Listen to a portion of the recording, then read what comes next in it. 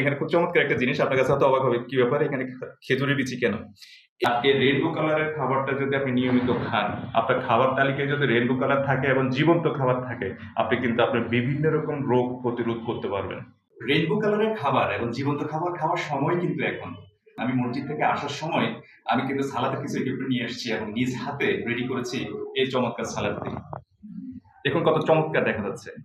এখন এই সালাদটি কিন্তু বিভিন্ন কালারের। যেহেতু এখন শীতের মৌসুম, শীতের মৌসুমে কিন্তু গাজর, দেশি শসা, পাশাপাশি টমেটো এগুলো সবই পাওয়া যায় এবং এটা কিন্তু খুবই হেলদি এবং জীবন্ত খাবার।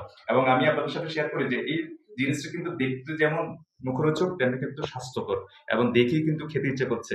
আমি তো কথা বলার সময় কিন্তু খাওয়ার ফিলিংটা অনুভব করতে পারছি। এটা কি দিয়ে তৈরি করেছি সেটা আপনাদের সাথে শেয়ার করি। প্রথমত গাজর তো আছে, এটা দেখতে পাচ্ছেন। পাশাপাশি শসা রয়েছে, দেশি শসা, এরপরে টমেটো, এরপরে হচ্ছে ধনিয়া পাতা যেটা শীতকালে সবচেয়ে বেশি পাওয়া যায়। পাশাপাশি হচ্ছে আরো কিছু জিনিস রয়েছে সেটাও আপনার সাথে